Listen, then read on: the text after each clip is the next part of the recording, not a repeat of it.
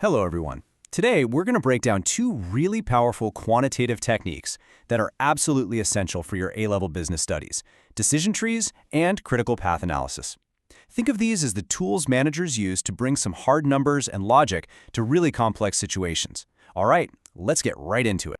So here's the big question, right? You've got decisions to make, deadlines breathing down your neck, and a mountain of data. How on earth do you make the right call when you're under that kind of pressure? It can't just be a gut feeling. Well, that is exactly the problem these two techniques were designed to help solve. So first up, we've got decision trees. The best way to think about these is like a roadmap for a decision. It lets a business lay out all the possible options, all the potential outcomes for each one, and turn what feels like a messy problem into a nice, clear, structured diagram. So what does that really mean?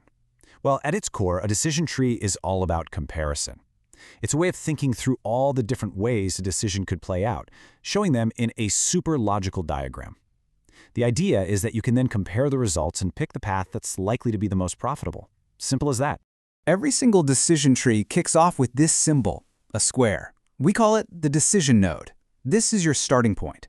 It represents a concrete choice that you have to make. For example, should we launch this new ad campaign or stick with the old one? This node is where you're in the driver's seat. And next up, we've got the chance node, which is always a circle. See, after you make your decision at the square node, things can happen that are totally outside of your control. Will the campaign be a huge success, or will it flop? The chance node is there to map out these possibilities, and each one has a probability attached to it.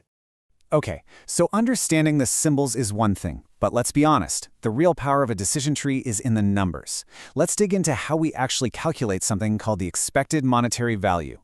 Expected monetary value, or EMV for short, is the key calculation here. What it does is put a hard financial number on each potential outcome, but it also considers how likely that outcome is to actually happen. So you get this weighted average that lets you compare the different paths on your decision tree apples to apples. So how do we do it? The technique is called rollback. And you know what? It's much simpler than it sounds. You always start from the outcomes on the far right of your diagram. At each chance node, you just multiply the financial result by its probability. Add those up for that node, and then you just work your way backwards to the left until you've got one final value for each main decision you could have made. And that brings us to the final step. After you've done all that rollback math for every auction, you're left with a single EMV for each choice. In this example, that number is $4.6 million. Now, if that was the highest EMV out of all the alternatives, then according to the data, that's your most financially rational decision. It's the one that makes the most sense on paper. Now, for your exams, this part is absolutely vital: the evaluation. On the plus side, decision trees are great. They force the logical process, they put numbers to outcomes, and they make you think about risk. But, and this is a big but, they have major limitations. Those probabilities, they're often just educated guesses. They totally ignore important non-financial stuff, like your brand image or how your staff might feel. And frankly, they can be a real pain to create. So the key takeaway is, it's a tool, not a crystal ball. Okay, so you've used a decision tree and you've made your choice. Let's say you've decided to launch that new product. Fantastic. Now what? How do you actually manage that whole project to make sure it gets done on time? Well, that's where our second tool, critical path analysis, comes into play. Critical path analysis, or CPA, is all about time. It's a project management technique that helps a business work out the absolute shortest time it's going to take to complete a complex project. And, really crucially, it shines a massive spotlight on the specific tasks that have zero room for delay. At the heart of CPA is something called the network diagram. Basically, it's a big flowchart that maps out every single task in a project, from the very start to the very finish. It shows you which tasks have to be done before others can even begin, and it puts a time duration on every single one. It's like the visual blueprint for your entire project.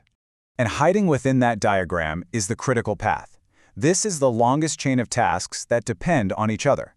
The total time of this path is what determines the minimum time the whole project is going to take. So if any single task on this path gets delayed by just one day, the entire project finish date gets pushed back by a day. There is absolutely no wiggle room. So if some tasks are critical, what about all the other ones? Well, this brings us to a really useful idea in project management called float time. Total float, you might also hear it called slack, is basically your breathing room. It's the amount of time that a task not on the critical path can be delayed without messing up the project's final deadline. Figuring out which tasks have float is great because it means managers can maybe shift people or resources away from those tasks and onto the more critical ones if they need to. Right. This is the golden rule. If you remember one thing, remember this. It's what defines the critical path. Any activity on that critical path will always have a float of 0. If a task has even 1 day afloat, by definition, it is not on the critical path. It's as simple as that. So let's evaluate CPA. The strengths are pretty clear. It helps you plan, use your resources efficiently, and get the project done as fast as possible. But, and you're probably sensing a theme here, it has its weaknesses. It's only as good as the time estimates you feed into it. It can't predict a supplier suddenly letting you down, or some other unexpected problem. And for really big projects, these diagrams can become ridiculously complex. Okay, so as we start to wrap this up, it's so important to have the right perspective on this stuff. Both decision trees and CPA are incredibly useful quantitative tools for sure, but they are not crystal balls. They give you a logical framework to work with, but they absolutely do not guarantee the future. So here are the key evaluation points that you can apply to both of these techniques. First, they both lean heavily on estimates of probabilities, of money, of time, and those estimates can just be plain wrong. Second, they are all about the numbers, so they completely ignore those crucial qualitative factors like employee morale. Third, the data itself can be biased by the managers who are creating the model. And finally, they're just a snapshot in time. They might not hold up in a market that's changing really fast. And all of this brings us to our final thought for today. If these powerful data-driven tools are actually built on a foundation of estimates and assumptions, well, it really begs the question, what is the true value of a manager's experience, their intuition, and their judgment? The key is using these tools effectively by combining the data they give you with that essential human insight. Definitely something to think about for your next essay.